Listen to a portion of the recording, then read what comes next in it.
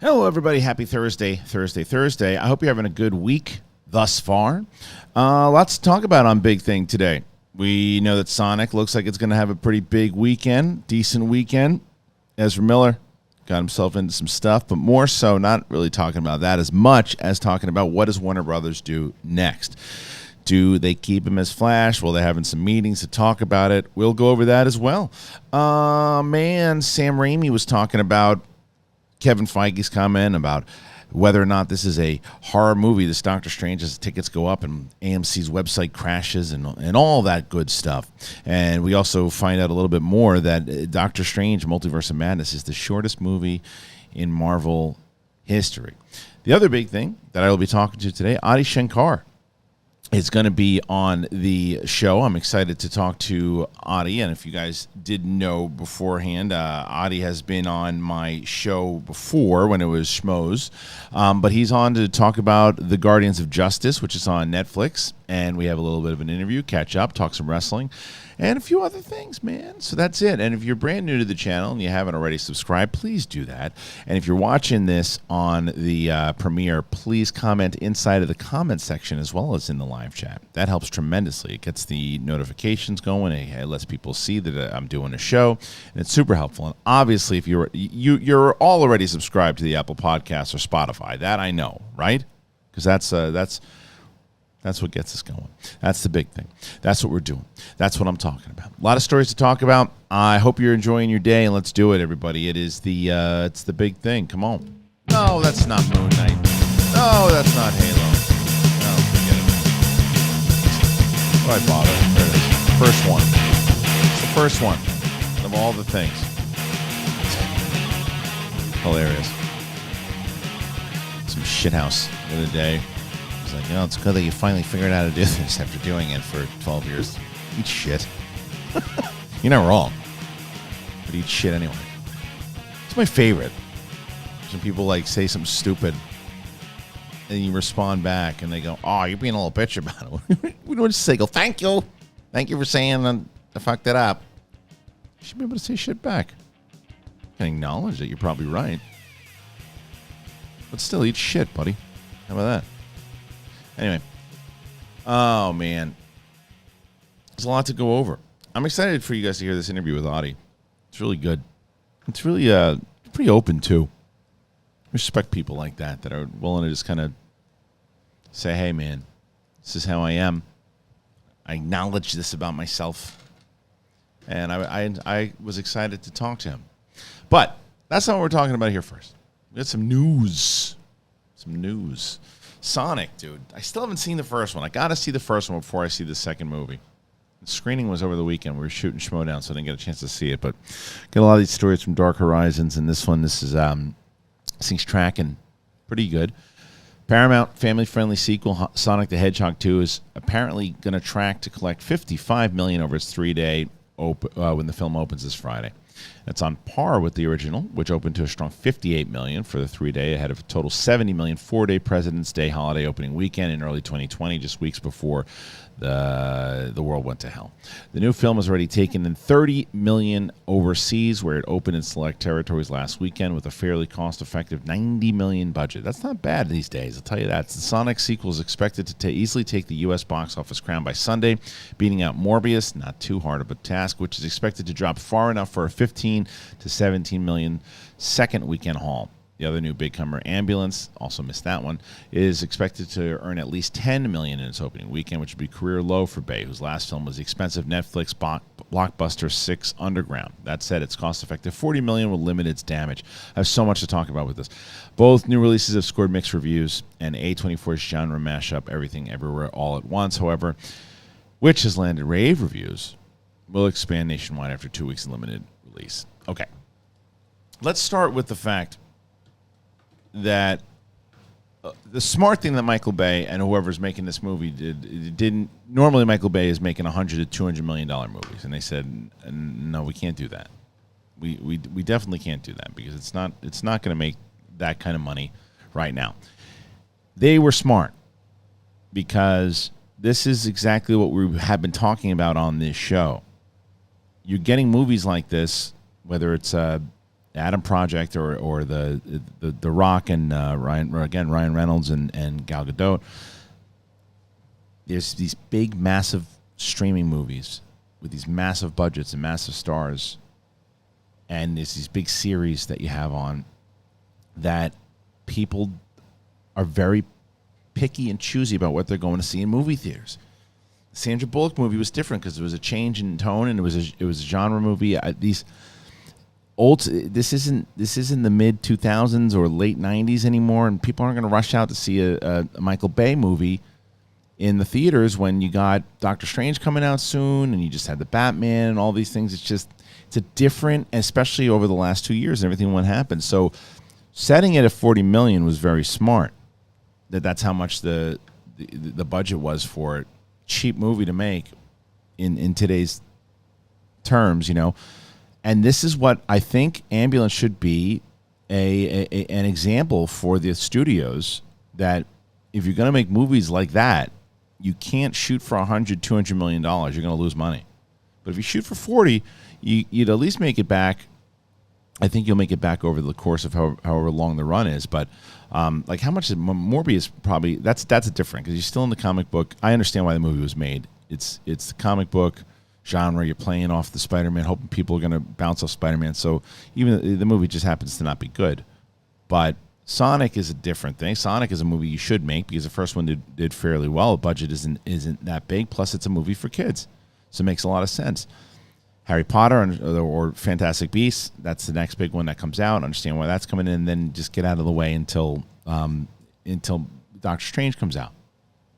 So I think that it's just very telling now, and it's the first time that the box office is starting to move a little bit more so, and you're starting to get competition again when it was just like only one game in town because there weren't a lot of movies that were coming out, and it's starting to get stable again, the movie theater business. So I think these are pretty accurate, what we're about to see this weekend, and I think I understand all of it. All right, let's move on. That's that one. What's the next big story here? The next big story is Sam Raimi was talking. What was Sam Raimi talking about? All right, be honest. You've been at the gas station, you're sitting around, you're going, hey, look at those. Those erection pills. I'm going to try those things. I'm going to see what happens. I'm not going to tell anybody. I'm just going to use them. And then I'm going to say, surprise, look at what just happened in the bedroom. That's what you start thinking. It's tempting. I know. But if you look at what's going on in those products, it's not good for you. The same goes for the products on the market that say it's going to help you in bed. But here's the issue. Who wants the 4-hour erection? Like Conan with the sword in my pants. And then I had to go to the hospital and explain it. Hey, it was something I wanted to try because when I wanted to look perfect down there. But JOYMODE is going to help out, and it's here to save the day. Whether you're happy or unhappy with your performance in the bedroom, why not perform even better? JOYMODE Sexual Performance Booster, it's like a pre-workout, but for sex. I'm pumping sometimes to pump the iron, and now I want to pump the new iron down there. And in order to do it, I use JOYMODE. It's fantastic.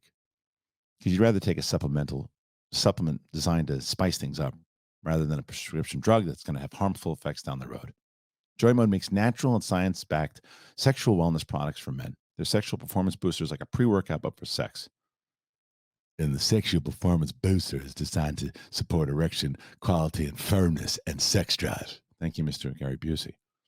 After taking the sexual performance booster, blood levels of arginine and yohimbine will directly promote nitric oxide. I'm going to tell you right now before I read the rest of this stuff.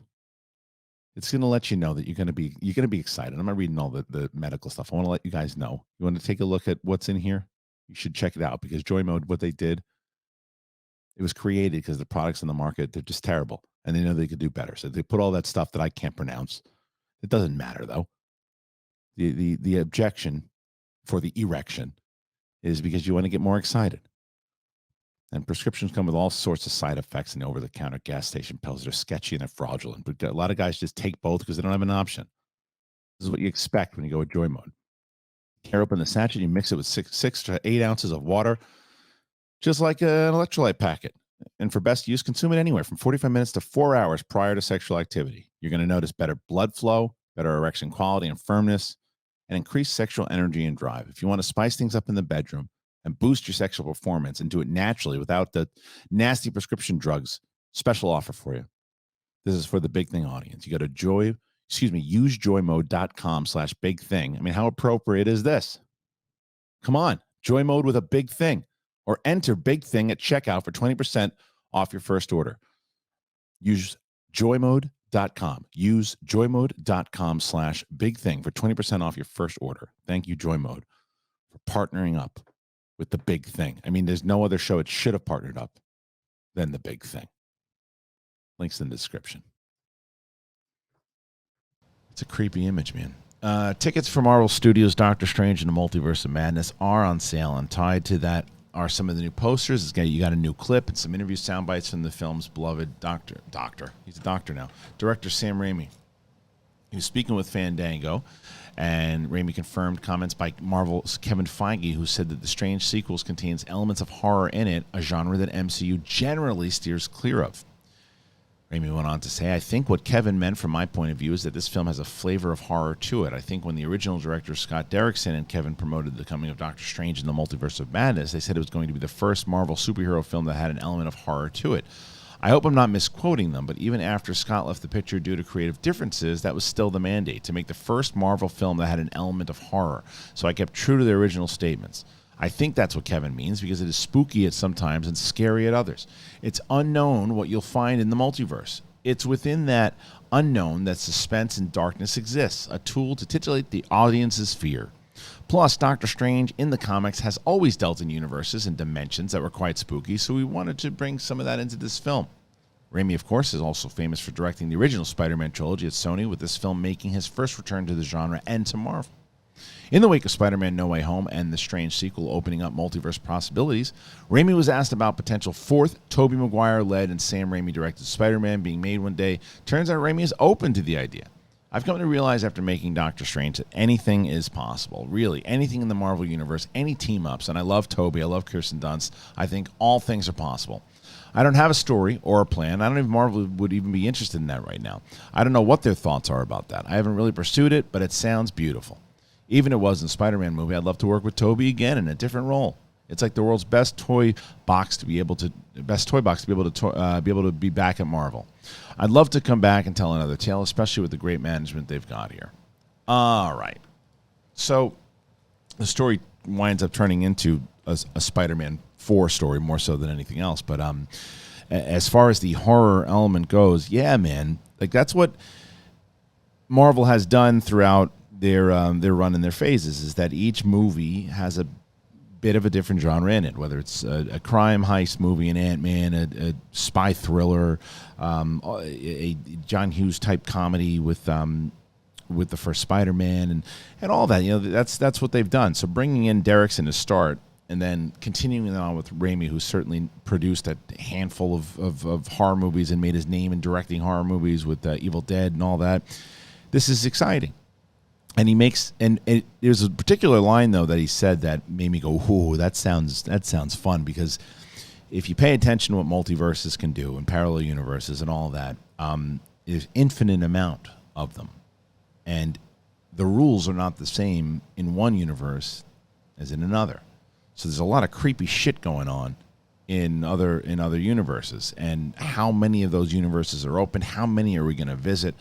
That's an interesting way to put it, and it happens to be factual if you pay attention to the science. So I love it. I love the idea of it. I like the idea that it's going to be horror based, or at least be creepy. I think it should be creepy as far as why. I mean, even if you see the stuff that what he's going through when he runs into that version of like the evil Doctor Strange, the question is that the same one that we saw from the from What If, or is that a different one? So a lot of people think it is. Excuse me, the one from What If, but it possibly couldn't be. It could be somebody else. And then you spin into what he asked for with Spider-Man 4. Now, I don't know if Marvel would be interested, is what he said. I mean, they're interested. Trust me. Sony and Marvel, I mean, it's more of a Sony thing than anything else, but they're interested. Trust me. And the question is, what I would have pressed them on in that particular interview is if it was a Sony movie with your past problems, granted, I know that those people aren't there anymore, maybe the ones that you were working with, but would you want to go back to Sony? Is it a better experience working with Kevin Feige and Marvel than it was Sony? Because he has publicly had that falling out in the third one. But if the MCU played into this, and somehow, I don't think that it necessarily would, but if they made a fourth movie with Sony, that's what it would be. It would be a Sony Spider-Man movie, but I think it would make a shit ton of money, and it would do very well. And Sam Raimi coming back to do it, I think, would be an added touch to it that I think would work very well. Now, look, I'm not a massive fan of those movies. I had a lot more fun doing the rewatch on them and appreciated them more rewatching them. I still think, and I stand by it, I think Spider-Man 2 is a really good movie. Really good movie. I think it's vastly overrated, but it's a really good movie. But people put it up on this tier that I don't understand it. I think there's a lot of cheesy shit that doesn't hold up, but I think it's a fantastic film. I just think there's tons of other movies that are far superior. However, after watching, and I still think in Spider-Man 3, you can tell it was so messy. There's some shit. And watch the rewatches that myself and Winston and Coy did, where we really break down all of these movies. There's a lot of stuff inside of Spider-Man 3 that could have worked. It was just so many different movies going on inside of it. Anyway, but yeah, man. So that's a few different things going on right there. There's a few other stories. Which is the one we should hit next? Let's get into it. Let's go. Speaking of, Warner's hitting pause on Ezra Miller. And here's the story. Here's the story on Ezra Miller. We in the beginning of the year, or beginning of 2020, there was that video that came out of him. We still don't know what the hell happened. I just watched it recently. He grabs this woman who's like smiling and laughing. It looks like he's playing with a fan, and then he throws her to the ground, and she doesn't look like she's laughing anymore. And no one still knows what the hell happened in that video. No one talks about it. Anyone even talk to her? No one knows what's happening. But that one seemed people to be like, don't worry about it, and then they moved past it. And now, in the wake of several incidents, that one probably included, actor Ezra Miller's future at Warner Brothers Pictures appears to be in question, according to a lengthy article at Rolling Stone via the playlist. The piece claims that shortly after the Fantastic Beasts and Justice League actors' recent arrest for disorderly conduct and harassment in Hawaii, Warner Brothers and DC executives held an emergency meeting on March 30th. According to their sources, the consensus during the meeting was to pause all future projects involving Miller, as well as any public appearances they may have scheduled. The piece, and another at page 6, goes into a pattern of bizarre offset antics involving Miller in recent years, with Rolling Stone's source indicating the actor also had frequent meltdowns during the making of The Flash, but stressed those incidents were not violent or vocal, saying that Ezra would get a thought in his head and say, "I don't know what I'm doing." How said pause might impact The Flash, it's unclear. The project has already been filmed and is prepping a June 2023 release. As Miller plays the film's lead, the possibility of lengthy reshoots and or recasting is likely too expensive, even with the multiverse storyline opening up recasting possibilities. Miller will be seen in Fantastic Beasts: The Secret of Dumbledore, which opens next Friday in cinemas. Warner's also busy with other matters right now, as Discovery is cleaning house among the top executive ranks of Warner Media ahead of the new company's merger, which is expected to happen on Friday. At least 9 executives are exiting, according to Variety, as Discovery's CEO, David Zaslav, is set to take charge of the newly named joint company, Warner Brothers Discovery. All right, lots. I'm not going to talk about the Warner Brothers Discovery, so I don't know enough about it. But what I will talk about is, and I don't normally talk about this stuff, but it goes more inside of a story of what the hell are they going to do. Now, as far as the antics and all that stuff too, besides just the stuff that I don't even know. I think he assaulted someone in Hawaii. I don't know the full story of it. I don't pay attention to that shit, to be honest with you. But what I will say is that there seems to be a lot of stuff that he keeps getting himself into. And I know a lot of times when things like this happen, and I don't know what the climate is again on social media. I've been staying away from it because it's just mentally, it wears on you. It wears on you. So all I'll say is, because I told you guys I'm not really talking too much about like the Oscar stuff, I can just tell you that reading some of it was exhausting. Watching people going back and forth and fighting with each other, it's so stupid. Everyone fights with each other over everything. So it's like, so when this comes out, I don't know how people feel. I don't know what people are saying. I have no idea. But all I can say is that there is a pattern of behavior in general, right, with this guy. And right away, people are saying everyone's just so fast to cancel people and do this and do that and all that. The thing that a lot of people don't understand, and when they're on Twitter and Facebook and all that too, is there are businesses that are being run, and there are things that need to be done, and it doesn't matter necessarily. The question that comes at hand to you when you're running a business is the person in a particular part of this business, right, that is it going to hurt business if we keep this person around with the possibility that something like this can happen again? Or is it going to hurt business if we get rid of this person because we need this person around? Blah, blah, blah. It's conversations that come up. And if it continues to happen and things continue to happen, it's like, is it worth the investment? Is it a one-time thing? Is it something? It goes on and on. It's a business that people have to have conversations with when money is involved. It's just part of it. And this is ultimately what happened with Ezra Miller, where they had to have this conversation. Now, as the article states, do they reshoot? This movie's coming out. They can't do anything with Fantastic Beasts. The movie's done. It's coming out. That's it. His role, he's a kind of more of he's a bigger role, but he's not the lead. He's the lead in The Flash. He's a full-on lead. So if you get rid of him there,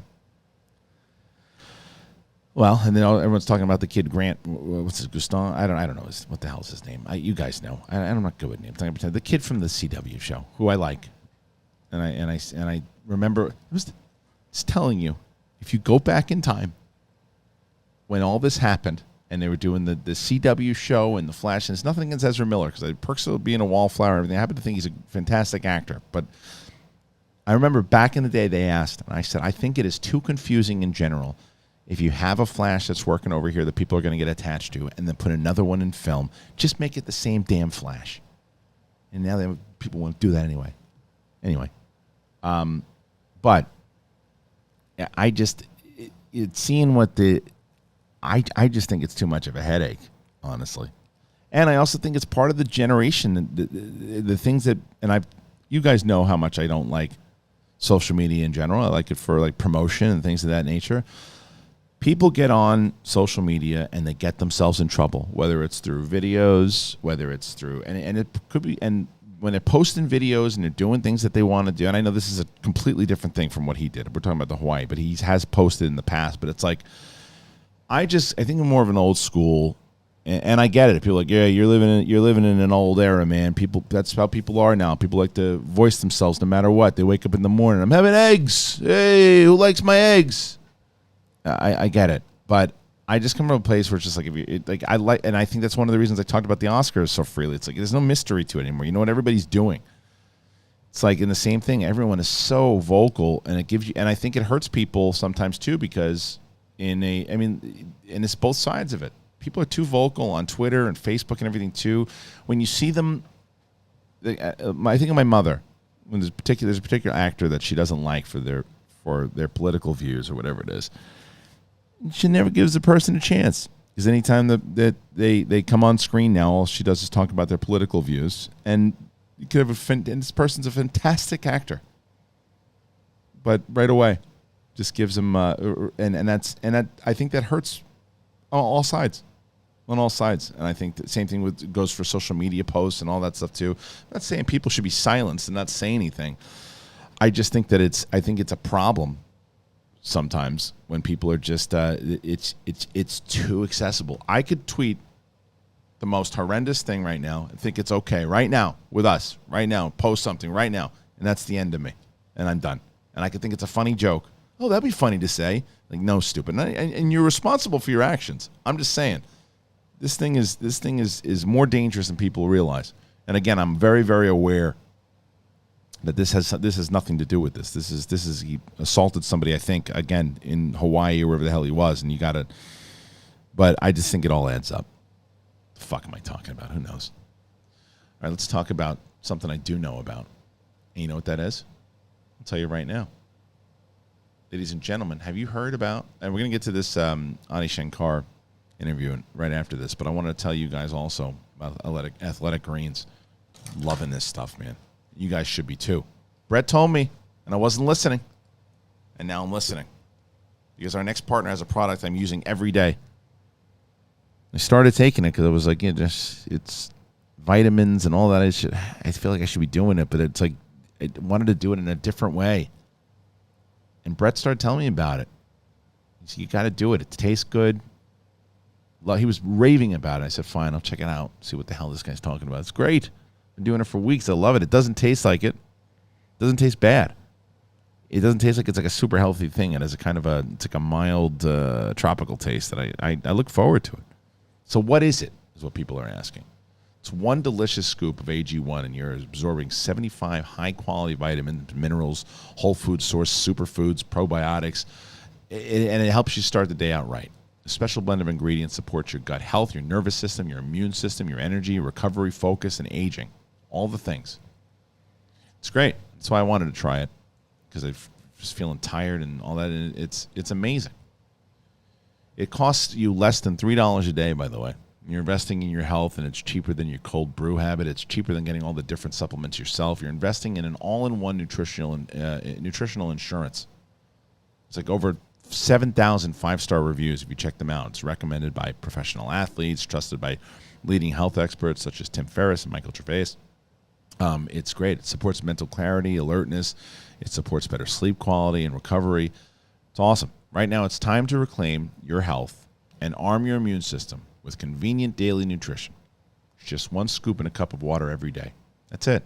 No need for a million different pills and supplements to look out for your health. And to make it easy, Athletic Greens is going to serve you a free 1-year supply of immune-supporting vitamin D and 5 free travel packs with your first purchase. All you have to do is visit athleticgreens.com/bigthing. Again, that is athleticgreens.com/bigthing. Take ownership over your health and pick up the ultimate daily nutritional insurance.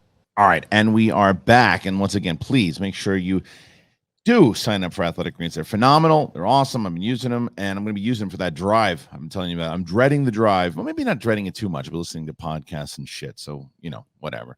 All right, enough about me. I wanted to talk to you guys because I was able to see the Guardians of Justice on Netflix, and it's so much fun. And the reason why it's so much fun is because of the creator, the director, the guy I've talked to many times, and he's a wrestling fan, for God's sakes, because DDP's in this and has a prominent role. And we'll talk about all that and more. I haven't talked to him since the Schmoes No Days, but he's been very kind to me in the past. He reached out. I think he listened to my CM Punk interview, and he reached out and he said some very kind words, and we've just been talking back and forth. And we said, next time you got something to talk about, let's talk, brother. And that's the one and only Adi Shankar. What's up, man? How are you? Whew, so good, man. Yeah, and so blown away by everything you've done and transitioned into. So rad. Thanks, brother. Thank you. But and not only am I a wrestling fan, you are right. Not only does DDP have a large role in the show, he also hits a diamond cutter in the second episode. He does indeed. He does indeed. And you can tell. I was like, oh man, this is just the wrestling mark in Adi going nuts over here, and I loved every bit of it. And yet, and Morrison's in it as well. Yeah, he's a Canadian destroyer. Sure is. So, yeah. All right, I'm going to ask questions, and you can shoot me down and tell me if I'm far off the mark. But it seems as if when you were growing up, were you a big DC fan? No, you were not. No. Okay. So, all right. So then I'm off the mark right away, because the way I perceived it, and I'm going to let you talk about how you kind of came to bring it together and all that. Obviously, there is a lot of Justice League in here, but this is Adi Shankar's Justice League too. Totally. To the max. And absolutely. And it's not like you're trying to hide it. You're like, no, this is my version of Superman. This is my version of Batman. This is what this is. But it's what I loved. It reminded me of the stuff that you've done before, whether it was Punisher or the Power Ranger stuff. And it's that kind of that dark thing. You're not afraid to cross boundaries. I mean, if you watch the show, you'll see the disclaimer that goes up right away that you're going to cross these boundaries because you have a pure vision of what you wanted to say, and you clearly do that in the first episode, and you establish it really well.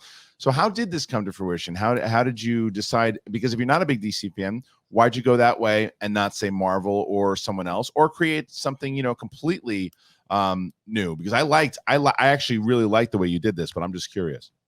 No, it's a great question. So I've been working on this for like a long time, for like many years. So I think a couple things happened. One, the Marvel canon, the Marvel lore. I think it's well known like today, post Avengers Endgame, but outside of like Spider-Man, it hasn't become like I don't know what the word is. Whereas like the DC characters are like super iconic. Like everyone knows about them, even if you're not a fan, right? You know who the Flash is, or Green Lantern. I think it just crosses generations to the point where like it's just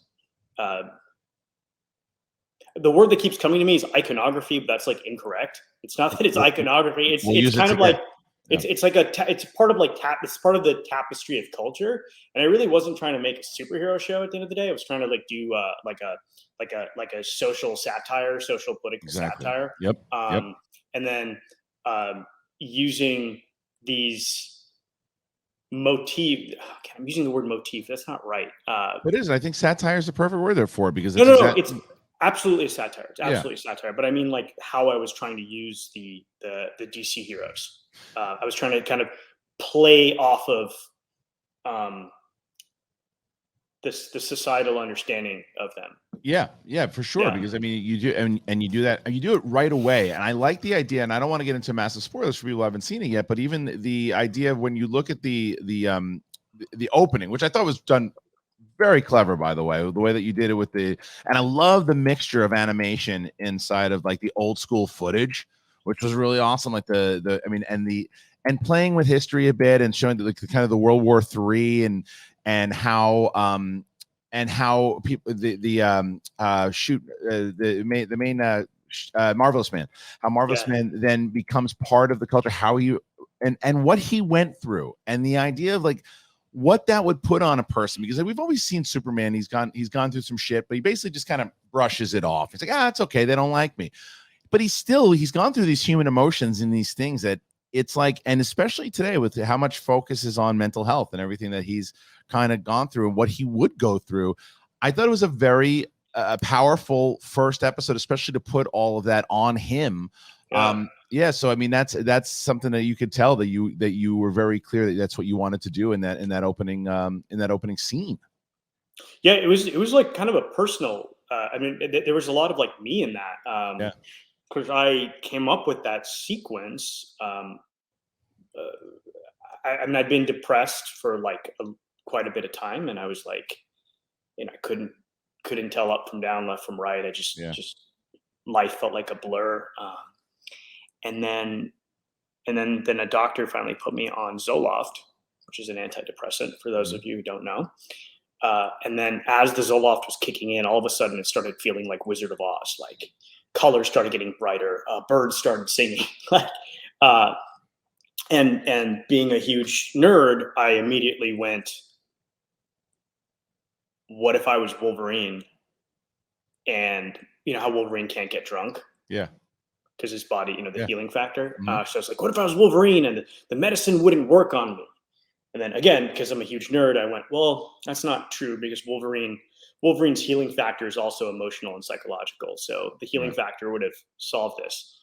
And then I immediately went, oh, well, what if it was Superman? And also people are like relying on you to be this thing, to be this leader, to be this beacon of hope or something. And, at this point in my life, I had a lot of responsibility.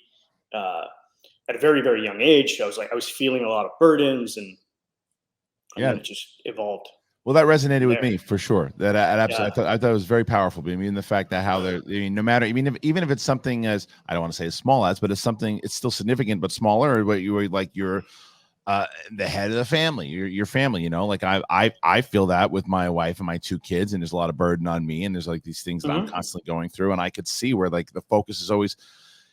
and a lot of times we don't really talk about things, right? We just say, oh yeah, they look at someone, they go, oh yeah, he or she's got it covered, they're good, and then there's all this stuff kind of festering up and building up. And I thought that was a very powerful moment, especially for someone, you know, like this guy, for Marvelous Men, or and thinking of how Superman could have kind of gone through that. But I do have to thank you, because you put, and we're talking, you mentioned the Flash before, you have the speed in this, and you put Sharni Vincent in this role. And dude, I was, when I saw You're Next, and I'm talking about just as far as acting ability, action star, I fell in love with her in the way that she was able to she was so electric in that film.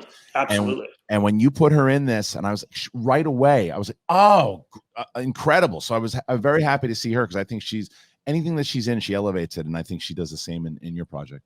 Absolutely. She's such a phenomenal talent. I mean, she's been a personal friend of mine. I mean, since she did Step Up 3D. Yeah. So I met her right after Step Up 3D. And I just immediately got the sense that, like, this is an artist with so much nuance, so much depth, and like a real person. She's a real person. It's good to hear, because she's awesome, man. She's awesome. And then, all right, so we will talk about the WWE, or just wrestling in general, with DDP and getting him along, because I know that we've just geeked out anytime that we've talked off air. We just geek out about wrestling. And so with DDP, is that similar to Sharni, where you have this relationship that you met him in the past? Yeah. He was one of my first friends in the city of Los Angeles. Oh, how did that come about? Can you say? No, I can't. Okay. It's kind of like not a super interesting story. Like, you know, in my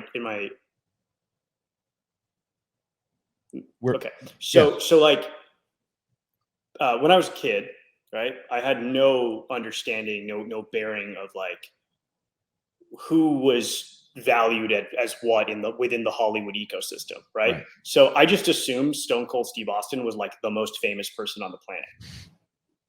Right. Like why wouldn't I, right? Yeah. I'm like, okay, well, there's this guy named Michael Jordan, and he shoots balls in hoops, and that's interesting, sort of. And then there's Stone Cold Steve Austin, who like defeated The Undertaker at SummerSlam. Yeah. It's clearly not even a comparison. It's like a no contest, right? So DDP was actually at a Hollywood event, and I was like afraid to talk to him. I was like, oh my God, it's DDP. Holy shit, that's crazy. And then he like called me up just like 2 weeks later, because a mutual friend gave us each other's number, and he's like, hey bro, you want to meet for lunch? I was like, fuck yeah. Yeah, holy shit. And then we just immediately hit it off. So when he lived in LA, we would just go see like movies together and stuff. Like, one of my favorite memories was we went to go watch I believe it was Thor, like the first Thor movie. First one, yeah. Yeah, the first Thor movie. And it was sold out. And instead we went to go watch Crazy Stupid Love. Remember that film? Which is not yes, I like that movie. It's a great movie. Yeah, I like the movie. Great movie. Yeah. And DDP's running commentary to me during the movie was just amazing. That's incredible. Like, he turned to me and be like, who's that? And I'm like, that's a guy named Ryan Gosling. He's like, going places. That's a good looking motherfucker. I can see it. You know what's funny about that, and I can share a similar DDP story too, is where I wrote for the WWE like that briefly. Mm-hmm. And one of my first scenes I had to write was something for DDP, and I went up to him. Couldn't have been a sweeter guy.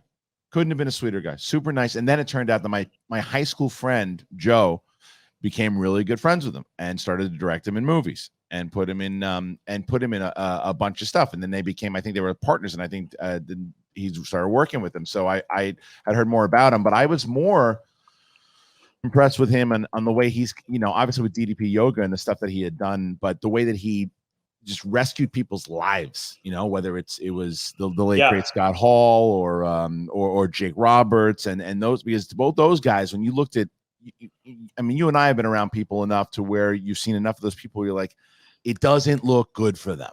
right? No. And this guy, it's like he saves everyone. They start putting that fucking Blu-ray or DVD in, or they start working with them, and it's like he just saves lives, man. Dude, absolutely. I mean, Yeah. and that's why we're like friends, because he's, I got over the you're a wrestler thing like that, and then once I got to know him as a person, I was like, oh, you're like a dude with a big heart, and you're not all about you, Right. And we just bonded over that, and like, and he's a guy who just genuinely sees the best in everyone. Yeah.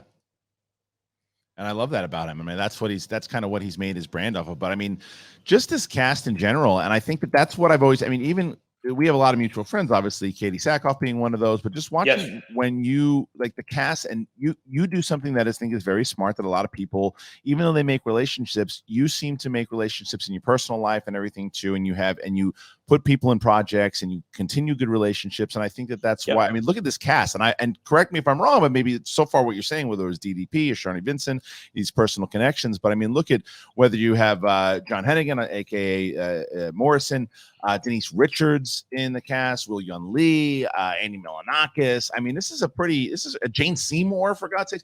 There's so many great people, and Kellen Lutz. I mean, I can go on and on and on and on about this cast, but like, so was a lot of it casting? Was a lot of it connections? Because you seem to be a guy that's like, hey, I want to put my people and talented people that I know into my shit. Yeah, a lot of it was just that, as you said. Yeah. Like Jane Seymour was casting. But did you lose your mind when you got Jane Seymour? I didn't lose my mind. I was more like, oh wow, this was. I lost my mind when I had like a phone call with her about it. Right. And then she was like asking me all these like questions, and I was just like, whoa, it's fucking surreal. Yeah, it was a little surreal. It was a little surreal. Sorry, go ahead. So you were saying, so the rest were like connections. Yeah. It was just people I knew, who I liked. It's just people I knew, who I liked. And the other thing that I was trying to do, how do I say this? Like, I wanted to put people in positions, in roles that I felt reflected who they actually were versus how they looked. Does that make sense? It does for sure. Like, I feel like they're like, there's like a version of this where, Derek Mears, who plays Awesome Man, he's constantly cast as like the monster. He plays the lead in like monster movies, and all my interactions with him prior to casting him in this role was like, he's just like a big kid. Yeah. He's just like he literally like acts like a big kid. So I was like, oh, if you just show up in this capacity, I feel like it's shocking to me that he hasn't been in that. I love that, dude. I gotta tell you, I really love that, because that shows like the power, also the fact that you're with the writing and the directing. I like to do that stuff myself, where you're looking and bringing out, because you're right. It is a look sometimes that people are like, okay, you look like that person and you're an actor, so you can do that, but they don't. But a lot of times people don't really get to know the inner workings of who they are, and by doing and you pull out such a different and I think better performance, because you also go off type. So I think that's a really smart way to do it, and you can tell. And again, you're the one on set, so I could be wrong, but it seemed like everybody just had a fucking blast doing this. No, and I definitely put them through a lot, because like I don't think it was clear to anybody what I was trying to do, just again because of the mixed media nature of the piece, and how the mixed media hadn't been cross pollinated. But I really did appreciate that so many people just showed up, because I was like, hey, I'm going to do something weird, and it's going to be a little crazy and different. And it was hard to also articulate what I was trying to do, right? Because when you watch the show, it's kind of hard to explain what it is, other than, right? So imagine how hard it was to explain it before it existed. I'm sure, especially for people who might just think that because I got it right away from the satire and the idea and what you're doing. But like, for some people, did people just think they were making a straight up superhero movie? And you're like, no, it's not exactly that. But you should be able to tell it in the writing though, too. You get it. I guess maybe not, but hold on that because I got a two-part question. That's part of it. But the other thing is because like I said, I've had conversations with you. We have good conversations, but it's very different also when you're in the middle of when you're doing something and especially when you have a vision of it. So what is your directing style like? Can you be a ball breaker? Are you someone who's just like, I know my vision, we're friends, we're everything too, but I'm going to go boom, boom, I'm coming at you 100%. And then we'll talk about it afterwards, what you like, what you didn't. Tough love. Like what's the style like on set? There's no tough love. There was some of it where I was even like a lot of it was improv. It may not seem that way when you watch the piece, but a lot of it was improv. So, it was different for every actor. It was different for every scene. It wasn't like that there was like one consistent style. Yeah. Also, yeah. Okay. So it wasn't like, hey, this is the one thing. It was like more like, okay, what am I trying to get out of this scene? And also, like, the show isn't like your traditional TV show in the sense that it has like one consistent tone. It just constantly shifts tone between. But I dug it though. But that kept it fresh. That kept it fresh. Yeah. No, that was totally intentional. Yeah. But then it was like a hard thing to explain. So then I'm like, okay, well, I'm not going to explain anything. Just going to start doing it, and then it'll come together at the end. Okay.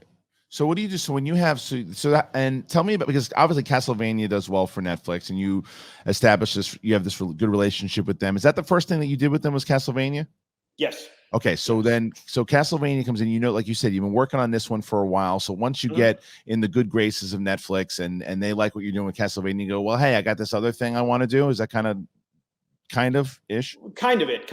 I mean, obviously with bumps and nuances and highs and lows, right. Numerous conversations in between, but yeah, that pretty much that was it. And the relationship now is how? Pretty good?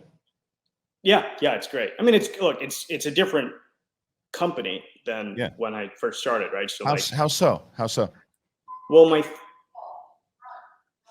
I have one of those too. So so I paused to like let it run. So when my first ever meeting with Netflix, they were in I wouldn't say a small office, but they were in the old Relativity Media. Oh yeah. Marvel offices / Marvel offices back when Marvel was like a small independent movie studio. And now Netflix is like this global titan of entertainment, right? So I got in there before it was this global juggernaut. Well, good for you. You invested early, huh? It's like that's pretty awesome though, because it's like, again, but you seem like one of those people, man. You it's connections. Everything's connections. That's what I always people always when they ask, school, obviously learning and having an education is very important, but I think it's all, and people they joke and the cliche of it's all who you know, but it's all about, I just think, a matter of relationships, and that seems to be every time I talk to you, no matter any interview we've ever had, it's a matter of your relationships have kind of served you very well, I think. Yes. And I think part of it is like, I wasn't making relationships. I was just engaging with people that I found interesting or kind or just. But those are essentially relationships. Yeah, but I mean, absolutely. Yeah, that wasn't your. I was like, though. No, totally. I was allergic to that networking. Right. Oh, what can you do for me, and like that kind of thing. It was kind of just gross, and I just saw a lot of that in the movie ecosystem, and I'm like, no, no, I don't know how to engage that way. Yeah. And also, like, you've known me for a long fucking time. Long time now. Yeah. I was not the world's greatest communicator. I would argue that I'm like not, I'm not Tony Robbins right now, but like, you go back to like back in the day, like it was like pulling teeth to get information out of me. Yeah, so, but that's it. So what do you think that comes from? Does that come from also, is that, and because we talked about that a little while ago, but I think that is that a matter of, insecurities? Is it a matter of kind of a perception thing? Is it a matter of just like, because I know when it comes to creatives and also too, it's like you have, obviously when you look at the shit that you do, it's like you've got 1,000 fucking things going on in your head that once you get it on the screen, you're like, oh, that's what he was trying to say. Yeah. It's just a matter of communicating it out verbally. It's not everybody's thing all the time, but it's like, what is it though? Was it a thing? Was it like an insecurity stuff? It was not insecurity. It was, I didn't know how I was being received. I had like no idea. I had like no thing, because all I knew back then was my experience. And I'm wired, and I think what you're also getting at is that I'm just like wired a little differently. Yeah. So I was having a hard time, like, and by the way, this show helped me with this tremendously, because I realized I was seeing in real time that, the way I communicate is not always super clear. It's very clear to me. Right. Like, you want to say, you have the intentions of what you want to say. Right. So basically, like, I'm seeing images and I'm trying to describe what I'm seeing. Right. And to me, it's like super clear, right? I would say something like, and I can't pull an example of it right now, but yeah, like as time went on, I was like, you're super unclear, like in what you're saying. And I had to become hyper precise. Yeah. Well, it was like a skill. Yeah. And like, if you notice, like now I'm like talking a little faster. Maybe before 100%. There was like a lot of like pauses and that thing, because it was like, it's almost like my mind would get overloaded, and then I'd like pause for 5 minutes. Then you're trying to reset. The Matrix is trying to reload, and it's like, you're right, 100%. I look, I get it, and I remember even afterwards too, because I think the first time the show, I don't remember what it was first, but I remember our mutual late great friend John Schnepp. Yeah. When you were on, I think it was Heroes back in the day, and then you had come on Schmoes, but I think we had a similar conversation where you're like, I what I was trying to say, and I wasn't being disrespectful to you. I got, Adi, I never took that disrespectful at all. Yeah. Ever. I knew it. I got it. And I think that's why we have continued to have a relationship, because we just kind of understand each other in general. Of like, for me, I think that's why when you go to, I kind of resonated to what you just said before, when you cast somebody off their personality in general. I remember doing because stand-up comedy was really my thing. And I remember I went up, and I'm a big geek, whether I was listening, and I had a joke, and it's funny because Katie and I used to joke about this, but I had a joke how I canceled a date once because I wanted to watch Battlestar Galactica. Right. And I remember saying that joke. Which is fair. And I remember being on stage and I go, yeah, because I'm a fucking geek. And this girl goes, you don't look like a geek. And I'm like, well, what does a geek look like?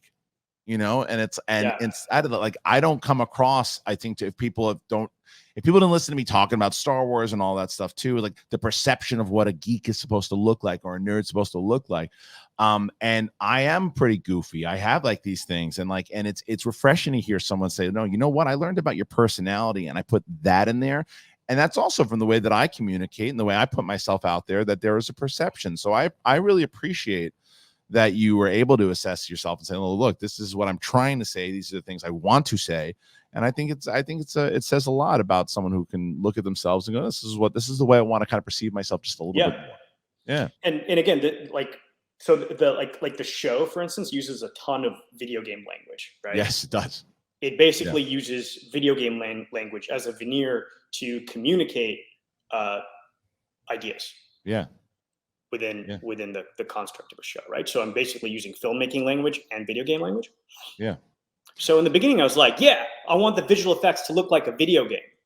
And to me, that was super clear. Right. And then like, well, what kind of game? And then I was like, era? Yeah, exactly. Right. Yeah. Right. What era? Like, are we talking health bars, or are we talking like Call of Duty, like a red outline? Are we talking like pixel art? Like, what are you saying? And what I was really trying to say is all of it. But then I went, okay, well, but then there's like a code here, because sometimes we're going to use health bars. Sometimes we're going to use just straight up transitions into pixel art. And sometimes we're going to use like modern FPS language, first person shooter language. Yeah. And there is a logic as to why we're doing it. But then I had to explain that logic, and then through that process, I'm like, oh my gosh, this is such a gift, because it's forced me to become a better communicator. It's great, man. I'm happy. I'm very happy to hear it. And the show's a lot of fun, guys. If you didn't have a chance to check it out yet, you should. It is The Guardians of Justice. It is on Netflix at the moment, and not for the moment, it's on Netflix. And he wrote and directed it, and it's very different, and it's what I dug about it. It's different, and I think that that's when you have all these different shows that seem to kind of blend into each other and do the same thing over and over again. You must want that palate cleanser and a new something kind of new, fresh thing. Like as Adi was saying, this is really not a superhero show. It's like a kind of yeah, sure, there's superheroes in it, but that's not the point of it. It's a satire, and I think that's what you do very well. So please, guys, go and check that out. And you can check it out now. But I do, as we were off. Yeah, go ahead, please. Sorry. No, go ahead. The other thing about it was, I visited America in the 90s. Yeah. In like the early 90s. So what I was trying to capture was that feeling of wonder and chaos. Yeah. It was like so chaotic coming to. There were so many like colors and sounds, and everything just felt like amazing and fun and full of hope and full of opportunity, but also very overwhelming. So I was trying to like capture that, and that's why the show moves at a hyper fast pace. And also, this is it. Like the show is set in a world full of chaos. Like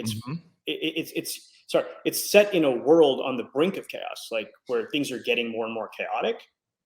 So, but even it even starts in chaos before he comes down and helps. And I think that, and so I won't say what the event is. What I liked what you did was there's an event that happens where he saves someone that in our timeline wasn't saved, and then he doesn't save someone else. And then there's a great line because people always ask this, like, why is Superman so biased to just the Americans?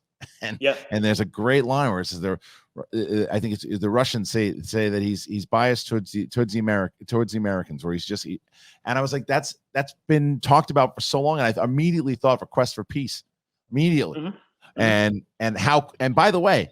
Had Quest for Peace is, I think, an hour and 20 minutes or whatever it is. There was tons of stuff that was cut out of that movie. The original story, if they would have actually put together like a story, you could have actually done something interesting. But I thought about it immediately, and all of these movies that you've seen. But I thought that was very interesting that you went down that route. Yeah, and I think the other choice that was.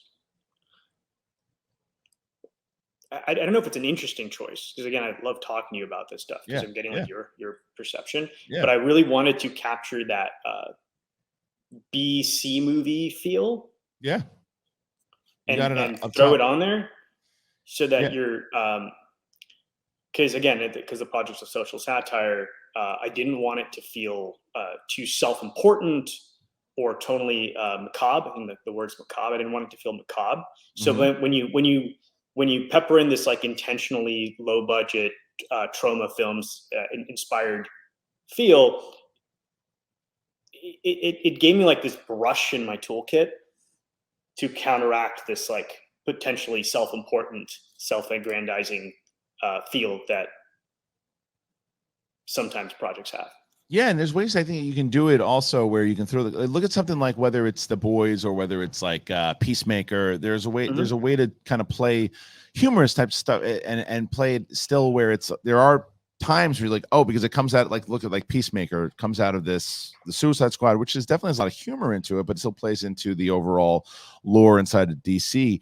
But I think that that's right. By putting it into that trauma films type thing, you get, and you do it right away. I think that if you did it like midway during the season, then that's a bit jarring. But the fact that it's like this is within seconds and even throwing the animation in and putting all that stuff in, it's like, right away as I'm watching, I'm like, I know exactly what this tone is. I know exactly how you're telling me you want me to feel while watching it. And I think that you accomplished just that.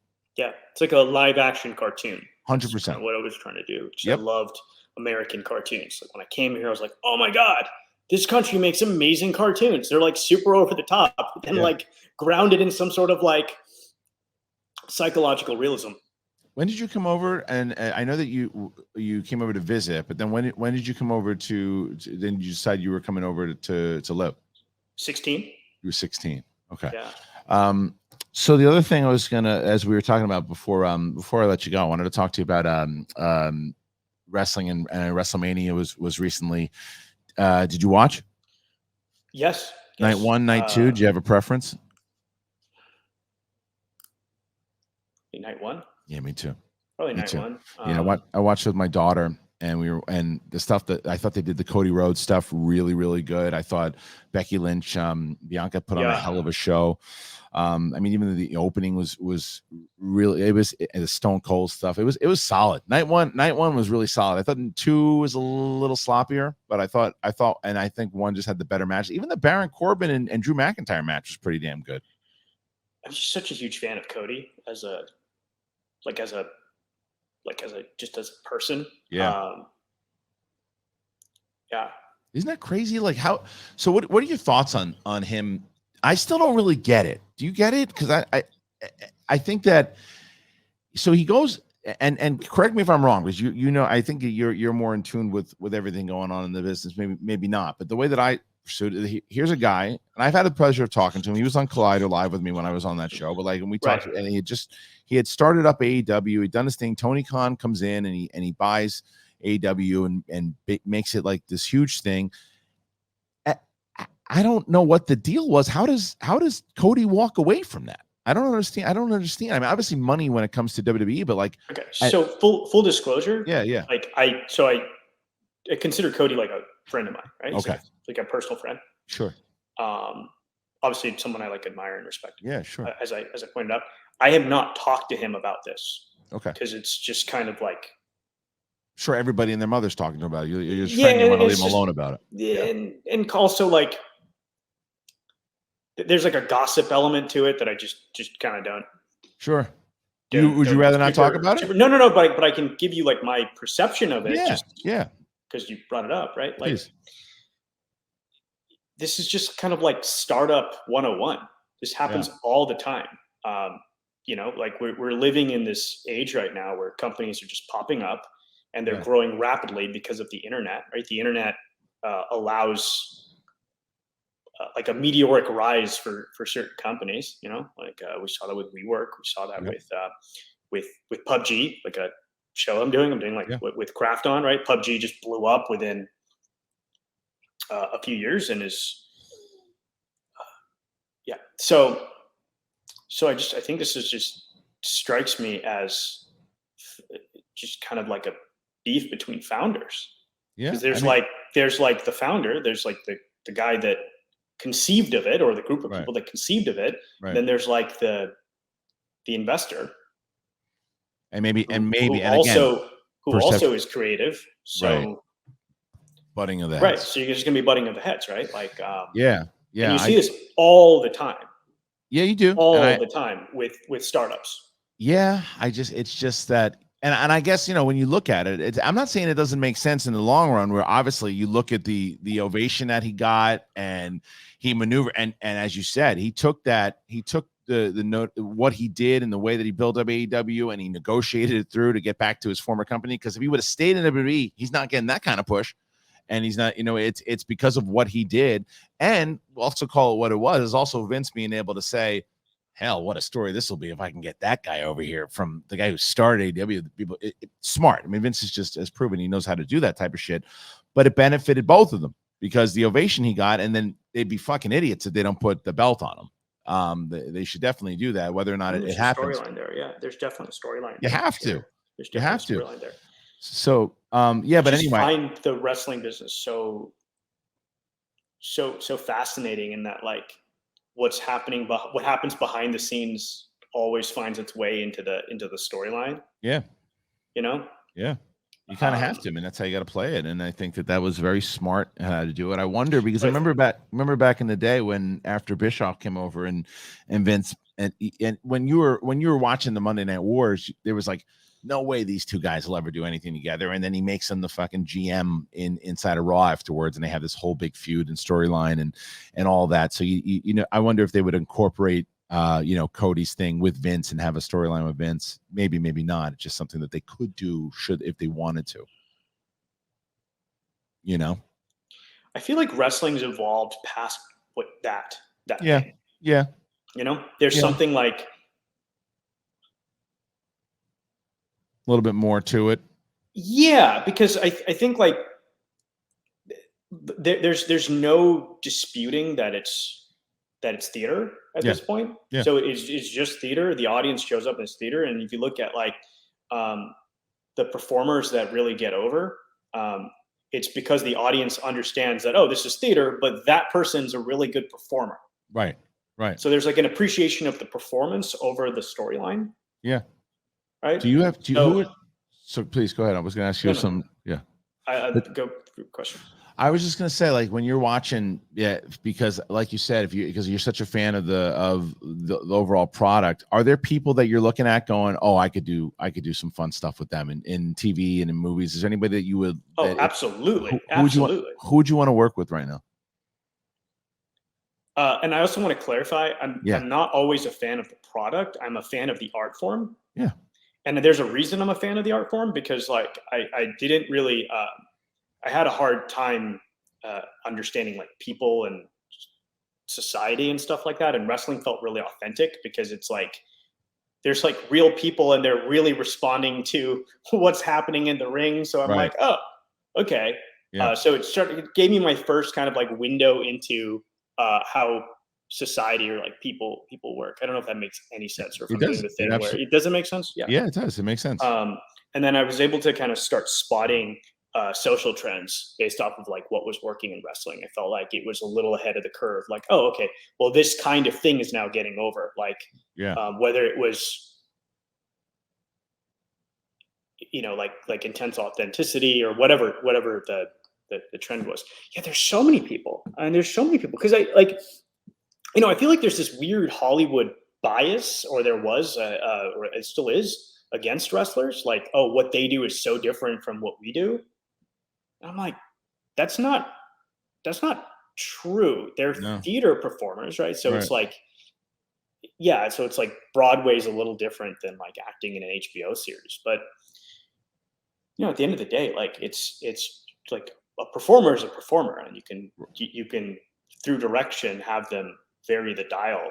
And I feel like the wrestlers that really get over, they know themselves in a way, in a very, very like deep way, and that if you can get them to like access that, like Dallas did, like DDP did for playing Nighthawk. Like he, when I first like cast him in that role, he was kind of scared. Yeah. He was like a little scared. He was like, bro, he was like doing the whole thing. And I'm like, look, dude, like you just showing up as you brings a level of authenticity to this character. Right. Because you believably have been punched in the face. Like, I believe you've been punched in the face. I believe you've like been thrown off of like a steel cage. Like I just, 100%. Do you give him any Bruce Wayne, like Dark Knight type of motivation, or no, you try to stay away from that stuff? Like when I was directing him? Yeah, when you direct him, do you give him, because obviously it was all stuff from his personal life. It was just personal stuff, because I know him so intimately well. Yeah. Like, okay, dude, this is not this guy. It's now you're having this conversation with this family member. Got it. That's great. Okay, now, okay, in this scene, Jake's fucked up and he's calling you and he's lying to you. Okay, oh wow. You know what I mean? So it was like that's that. Great. Yeah. So that's great. It was really helpful knowing all these people. Like even like the whole like John Hennigan sequence, right? Where him and DDP are going back and forth. Yeah. Like at first he was playing it super straight, but I'm like, look, dude, John, your superpower is that you're like a wise ass. Yeah.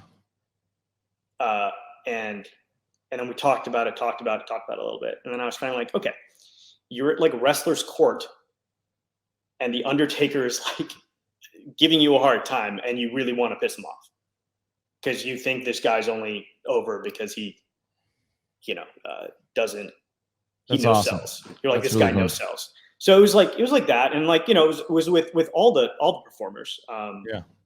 all the actors in it. It was just a question of kind of going in and drawing out that each of their superpowers. Right. All right. So I'm not gonna let you off the hook. Who you working with? Becky Lynch. Can I name like? Wait, can you name someone and I'll say yes or no? No, that's well, me. Yes or no. That's you're me. gonna say yeah. And you're too nice of a guy. You'd say yes to all of them. I would say yes to all of them. Yeah. Because you know why, and I say that though too, and I wouldn't say you're bullshitting. I think that if you knew them enough, you would give them a role in order to pull the personality out and say, well, you know what, I probably could use that person in this role. So 100%. Yeah. Yes. Because I feel I feel like I know. Like, once I know you, I understand you. I know how to put you in the Lego set. In a way that you will shine. Look, man, I mean, that's why I'm waiting. That's why I'm waiting for a version of this where I'm interviewing. I'm going to be interviewing the Speed in one of the episodes. So absolutely. Look, I think Jericho. Jericho. Okay. Jericho and Stone Cold. I had a meeting with Stone Cold like when I first kind of. When I was like making like theatrical, or not making, when I was producing, when I was a producer on these like big theatrical films, and I had a meeting with Stone Cold, and it was very clear to me that the apparatus that governs what gets made and who gets to be in it just completely misunderstood this dude. Yeah, because he's really funny. Yeah, he is. He's fucking hilarious. Yeah, he is. And it's like no one has captured the humor of this dude. You don't get to be Stone Cold Steve Austin, this redneck dude who drives to the ring in a beer truck, and unless you see the humor in the situation as well. Yeah, his comedic timing. The stuff he did with Kurt Angle back in the day, and amazing. Vince, and all really funny stuff. Yeah, for sure. All of it, Yeah, and the Booker T stuff. And that stuff was like overtly funny. Like that was him like being funny and playing funny, and he definitely is funny too. But what I'm also saying on top of that is there's like a humor dial, like, but he was playing it straight, obviously. But the character of Stone Cold Steve Austin is really, really funny. He's just playing it really straight. The way he's like working the crowd. He's not like H coming to the with a hammer. That's like your humorless badass character.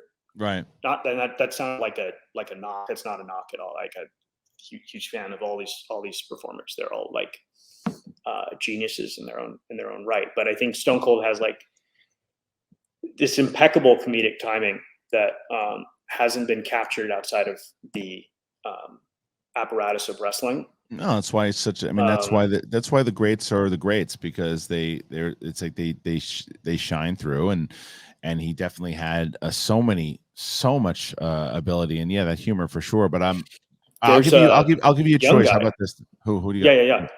Oh no, I was thinking like there's a guy called MJ Maxwell. There's a guy called Maxwell. That guy. I thought you were going to say MJF. Yeah.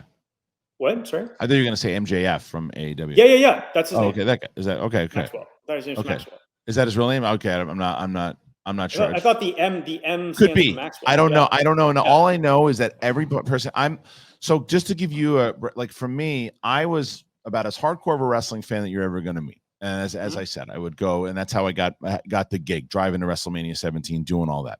I stopped watching for a while, and then when I started the Schmodown, I started watching again. But I was watching through like the network and stuff, and I just kind of fell out. But I watch casually now. I watch the Royal Rumble. I watch the WrestleMania with my daughter, and I tune in AEW and stuff occasionally. But all I hear about is how great MJF is, and watching his promos and everything too. And then I had Booker T on this show, and we were talking. And I asked him who he thought the best in-ring guy on the mic was right now, and he said MJF. And when he said that, about Booker, I respect more than most people. And this guy's just carrying a lot of clout. You look what him and CM Punk did in the ring together. He's the guy right now. Yeah, totally. And there's a little bit of like jealousy there as well. Not in a weird way. It's more like, oh, that's what I was trying to do. in my 20s, like when I was like first breaking into Hollywood. Yeah.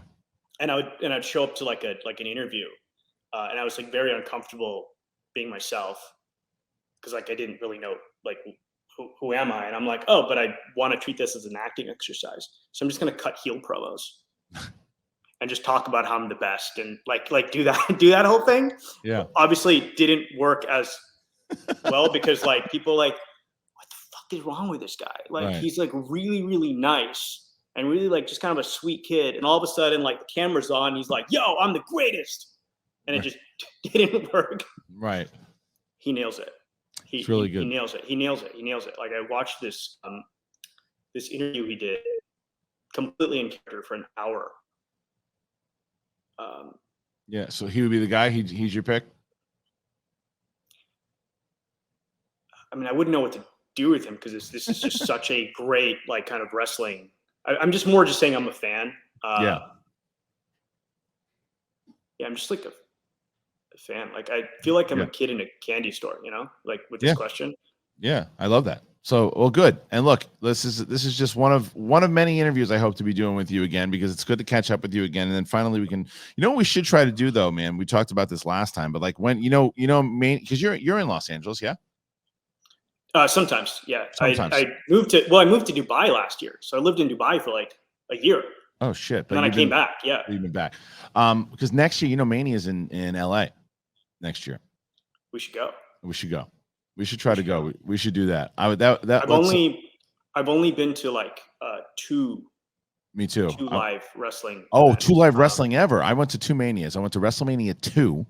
And I went to WrestleMania 17. I haven't been to a Mania. I used to get like really bad anxiety around like crowds, you know? Yeah. So I didn't want to go.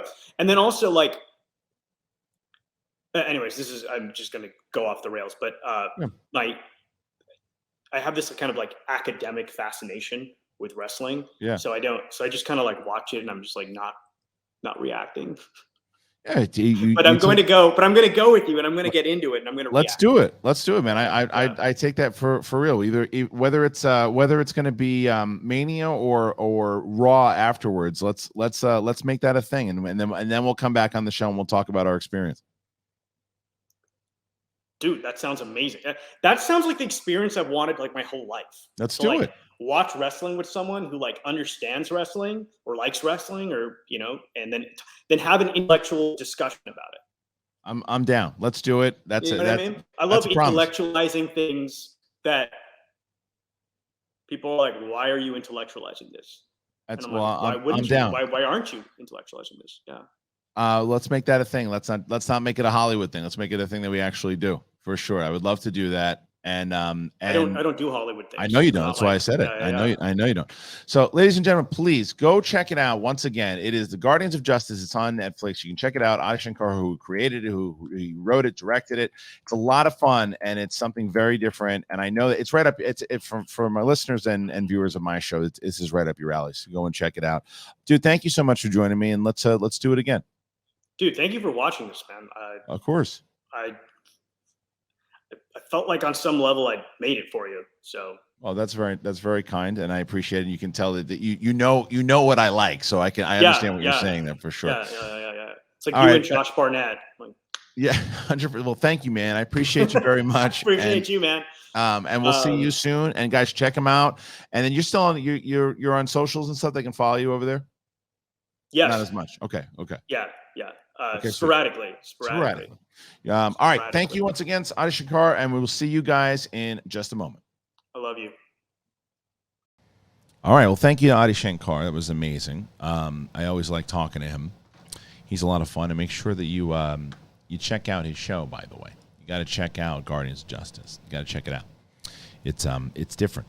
It's very different, and it is absolutely a satire. You'll pick that up right away. And if you don't, now you know that it's a satire, and you'll understand. Oh, they're not taking superhero stuff serious. Well, you check it out. Anyway, gonna have him back for sure, and I hope we do that WrestleMania thing. That'll be fun. All right, before we close out, this was a longer interview, which I'm happy about. I was only planning on like a 20-minute interview, but I like talking to Adi. So there's a couple other stories that I'll bring up before we call it a day. And let's bring that up. No more Ezra. No more. Let's talk about. I had mentioned in the beginning that Doctor Strange is going to be shorter. It's going to be shorter than most Marvel movies, and that's pretty interesting. So let me tell you about it. Doctor Strange. It is so Doctor Strange and Jurassic World, two of the biggest early summer blockbusters this year. They just received atypical runtimes for their respective franchise. Fandango reports that Sam Raimi's Doctor Strange and the Multiverse of Madness will be coming in as the shortest Phase 4 film of the Marvel Cinematic Universe, clocking in at just 126. It's a little over 2 hours. The last Marvel Studios film to run shorter was Captain Marvel, which was 124. Since then, the MCU films have been leaning around the 140, 150 mark. In contrast, it's also been revealed by Collider that Colin Trevorrow's upcoming Jurassic World will be checking at 146. Holy shit. By far the longest entry in that franchise to date. With the exception of Jurassic Park 3, which is 92 minutes, all 4 other entries in the franchise have just been over the 2-hour mark. Why in the fuck is that movie over 2 hours long? What? That's terrible news. I do not want to sit in that theater for 2 hours watching the dinosaur, over 2 hours and 30 minutes watching a dinosaur movie. Shit. Maybe I'll be wrong, but we'll see. Both films will be theatrically released with Doctor Strange and the Multiverse May 6th and then June 10th. That's too long, right? For Jurassic World? Like, I get it with some of these other movies, and even, I mean, look, I still said it. I love the Batman. Too fucking long, and that movie was like 3 hours long, and there was a lot of detail to that movie. That movie, I understand why it was long. There's a lot of detail to the movie. And it's still too long. What the fuck you do? Take a 5-minute shot of a pterodactyl taking a shit? Come on. What are we doing a 2 hour and 26 or whatever the fuck it is? It's a lot, man. It took almost 2.5 hours of dinosaurs shitting all over the place. I don't know. Maybe it's great. Maybe what we need in our lives is to see a 30-minute piss from a T-Rex. It's two dinosaurs fucking in a park. I don't know what I'm talking about right now. Who knows? That's where we go. Shitting, pissing, and fucking. That's where you go. It's all highbrow humor on this show. So get your dicks ready. Or your vaginas, whatever you want to do. So 2 hours, and that's what we're talking about? It's a long movie. Doctor Strange, that's one that I would have been, it wouldn't have been shocked if it was long because of all the shit that they're going to be setting up. Ugh, man. I'm not excited about that. You know why I'm not excited about it? I think because the first Jurassic World was fun. It's like being in a theme park, legit.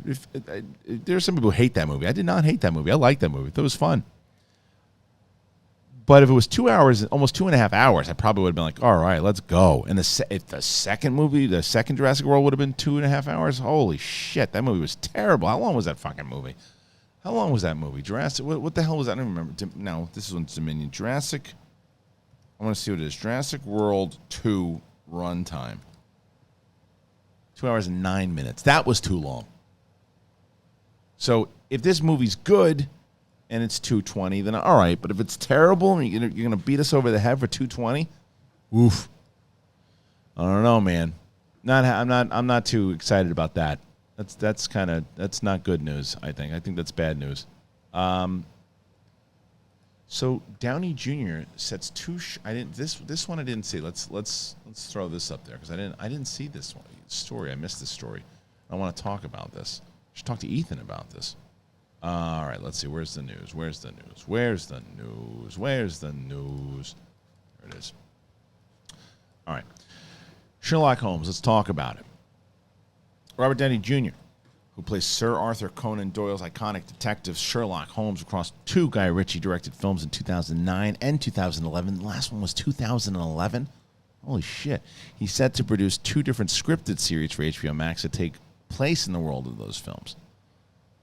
All right. Lionel Wigram, who received a story credit on the first film, and producers also on board to produce alongside Downey Jr. Susan Downey and Amanda Burrell will produce the series through the Team Downey label. It's unclear if Downey Jr. will reprise his role as Sherlock, as both projects remain in the early development stages. Both shows will reportedly focus on new characters. I think it'd be stupid not to put him in it. Who the hell gives a shit if he's not in it? He made it fun. Who wants to do a Sherlock Holmes series without Sherlock Holmes? I hope not. They're gonna put it in that world and he shows up sometimes. I don't know what these stories are today. I'm not liking them. I'm really liking these stories. Unless if it's a Sherlock Holmes series with Downey in it, that's good. I mean, look, there's been a lot of Sherlock Holmes stories, but I think putting someone like Downey in there, that's a great work. I don't know. What do you guys think about that? Would you want to watch that without? Would you want to watch the spin-off series, but without Downey in it? Who is it? All right, last story here before we get out of here for the day. Make sure you're subscribing to the podcast and all that.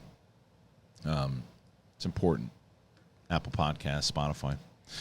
And we have Moon Knight reviews up. I put the spoiler review of episode 2 up yesterday. You didn't see it. In the debut of Marvel Studios' much-publicized Moon Knight series pulled in a reported 1.8 million households across the first 5 days, according to ratings and analysis from Samba TV.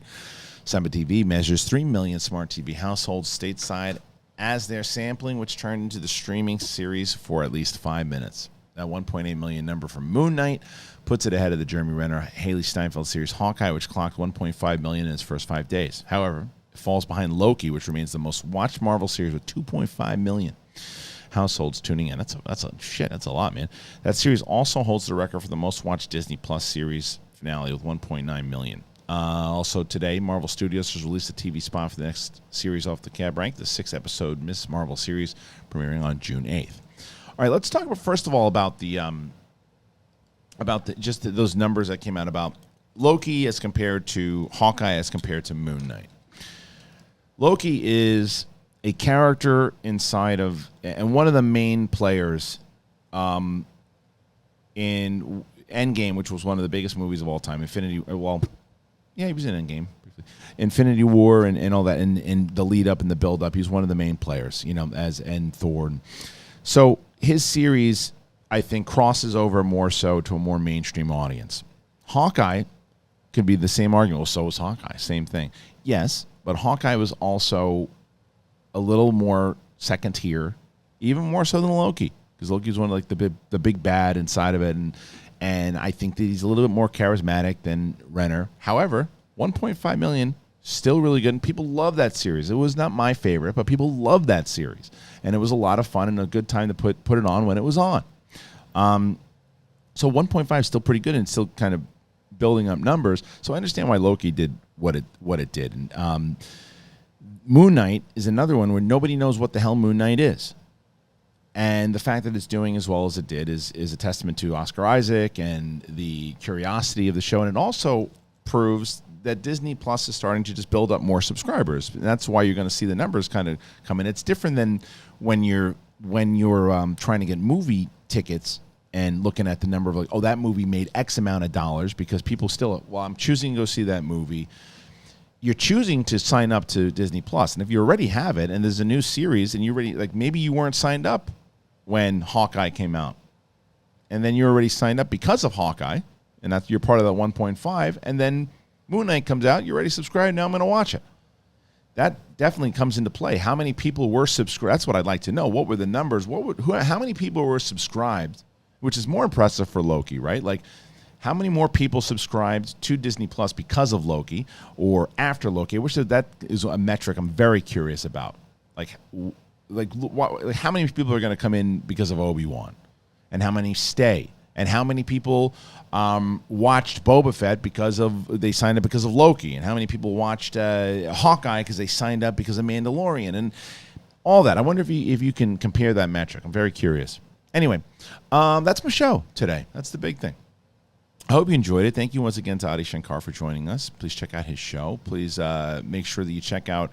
We're going to start, speaking of Jurassic World, we're going to be doing a rewatch, and we start with Jurassic Park, and it's going to happen tomorrow. Myself, Winston, and Coy.